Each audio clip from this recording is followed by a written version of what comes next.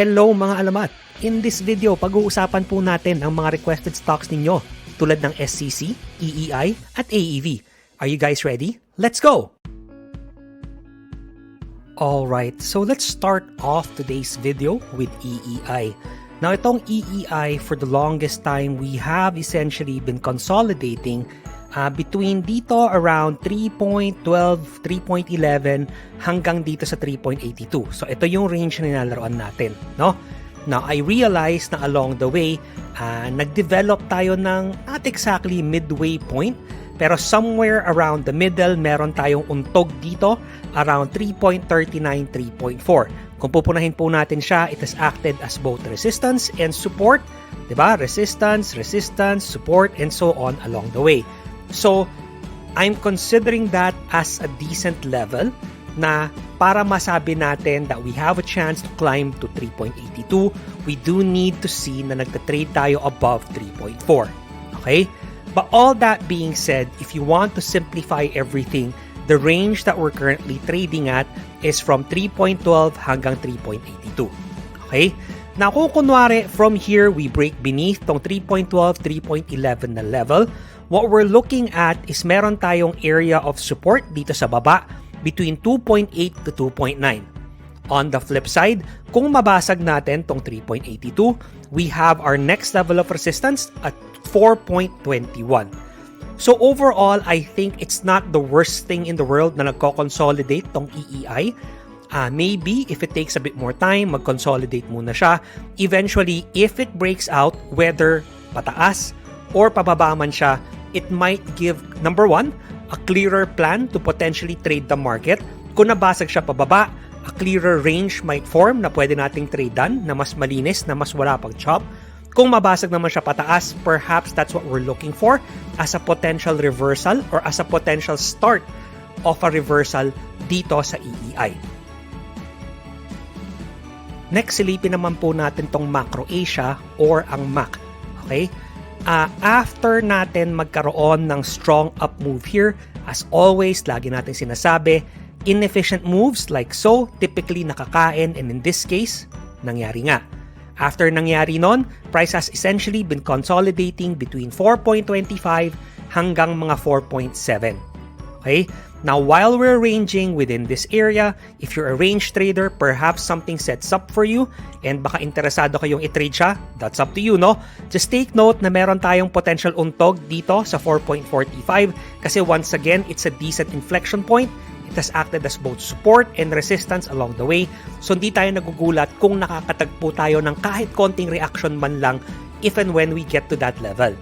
Now, kung kunwari, from here, we're able to break above 4.7, I think that's decent. It opens up this range here from 4.7 hanggang 5.03 with the possibility na ma-fill natin yung gap na naiwan dito.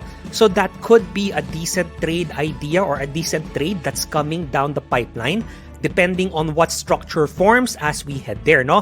Now, ang ayaw naman nating makita is for price to actually break down, break beneath 4.25 kasi if mangyari yon, baka i-revisit natin tong mga lows na to even all the way down hanggang sa next level of support at 3.92. For now, there's still no sign na meron na tayong outright na reversal dito sa Macroasia. Yes, the possibility exists na, diba, we've been forming highs, lows, lower highs, lower lows, and so on, diba? So this low could have potentially led to a potential high, diba? It broke above this structure here. So if this area holds as a potential higher low, then maybe we see this push higher, and maybe kapag nabasag to dito, around 5.50 something na area, we can see it push even further. Baka balikan niya tong mga highs na naiwan before. And that could be the start of a potential new uptrend or a new reversal dito sa Macroasia. But for right now, we're still waiting for further structure to develop before we re-engage para hindi naman tayo maipit lang ng basta-basta. Next, pag-usapan naman po natin tong SCC. Now, the last time we talked about this, sabi natin nag-form tayo ng head and shoulders pattern.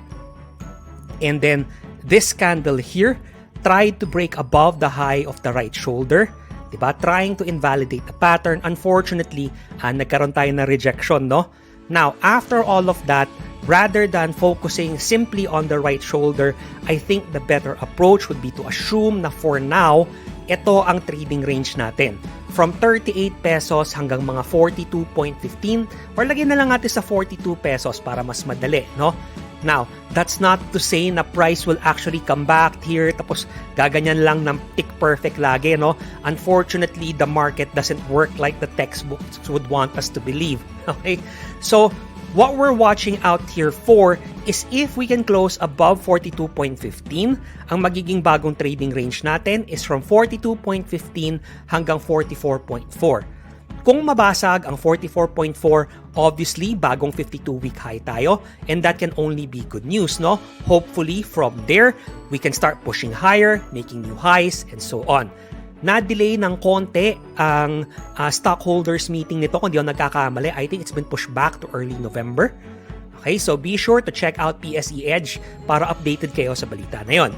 Now, ayaw naman natin makita is from here, price breaks beneath 38. Kasi if that happens, likely we come seek out the next level of support at 36.05. Tas kapag yun mabasag din, the next level of support will be at 32.6 na. Okay, so yun yung ayaw nating makita.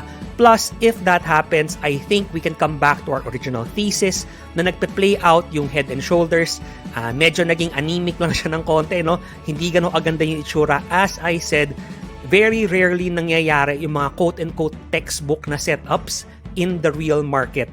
Sa mga libro, sa mga videos, it's very easy to find examples that work towards your thesis. Pero in quote-unquote real life, it's not as easy. Okay? Usually, it's messy. Usually, it's not as obvious. Usually, it's not as clear. Next, tignan po natin tong AEV, no? Now, tong AEV, sabi nga natin nun, the earliest that it was worth looking at is once we broke out of this pink trend line. Hindi ko po binago yan, wala muna ako in-adjust, alright? Once we broke out here, di ba? We came back and retested it in this candle. Tas we pushed derecho sa next level of resistance like we discussed. Sabi nga natin, a simple breakout from there would likely lead towards yung 60 pesos, but it remained to be seen kung magko-continue siya to push beyond that. So far, hindi pa. Nauntog tayo sa level of resistance na yon, and then now we're pushing back. Binalikan natin tong trend line at again, dun tayo nakahanap ng some type of reaction, no? Now, what are we watching out for here? Number one, maaaring mag-form tayo ng inverse head and shoulders pattern dito sa AEV, and if so, that's something that we could potentially lean on as a trade idea moving forward. Pero kung kunwari, from here, we just simply push down, break beneath 54.15, then I think we revisit the next level of support around 52.15, and if that breaks, followed by 48.50. Okay? Now, kung kunwari naman, maaaring hindi naman niya balikan, maaaring hindi na tayong mag-form ng malinis na inverse head and shoulders. What if from here we just start pushing higher? Diba? If we can close and hold above tong 60 pesos, we're opening up this range here from 60 hanggang 63.25, and if we can take out 63.25, ang next level of resistance natin will be 65.15. So those are the scenarios that I'm watching out for dito sa AEV. However, all that being said, it does look very, very choppy pa rin. It's very, kumbaga, comforting to think na bigla na lang mabubuo yung pattern within the next 2, 3, 4 days. But I don't think that's what's gonna happen. I think this is gonna keep messing with us in one way, shape, or form. It's not gonna make it easy. So, you're gonna have to make sure na if this is something that you want to trade moving forward, very clear sa inyo where you want to get in, where you would be wrong, and where you think price is going. Don't just think up. Okay? Madali lang yung up eh. Up to where? Okay? Hopefully, yung mga resistance levels natin nakatulong sa inyo. But if you're more bullish than that, you're hoping na it pushes pa up to here, up to there, and so on, nasa sa inyo na po yun, no? So, yun lang po yung mga tinitingnan ko dito sa AEV. And then finally, pag-usapan po natin yung FGEN. Now, itong FGEN, kung papansin niyo sa candle na to, yan yung nagkaroon tayo ng rebalancing, so nagkaroon tayo ng mockdown. Okay? And then after that, we pushed higher. We actually started holding above the previous level of support around 15.5. And then today's candle, ganon din, revisit natin yung support around 15.5 and then we pushed higher to close at 15.84. Okay? So ano yung mga potential scenarios na pwede nating i-anticipate dito sa FGEN? Unang-una, maaaring mag-range muna siya dito between 15.5 hanggang mga 16.5, 16.6 na area. Okay? Now, whether or not this is a good range trade for you will depend on what type of trader you are and what type of risk-reward you're looking for. Basta ang alam ko, if you are gonna range trade this, what I'll be watching out for is number one, support does need to go below yung nag-mock down dito, so beneath 15.12. Kasi if price comes back down and closes beneath itong 15.12, I do think we come back and revisit tong next level of support at 14 pesos.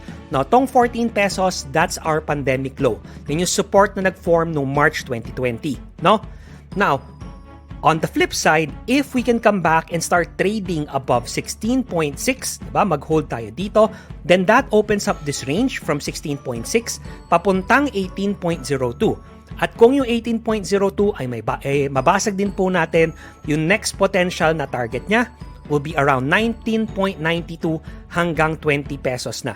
But for now, diba, wag natin sobrang pangunahan. Let's focus on the range that we're currently at muna dito sa FGEN. Okay? Now, if hindi nyo pa po alam kung ano ang mock up or mock down, be sure to check out this video that's on your screen right now para malaman nyo kung ano yon. GT, over and out.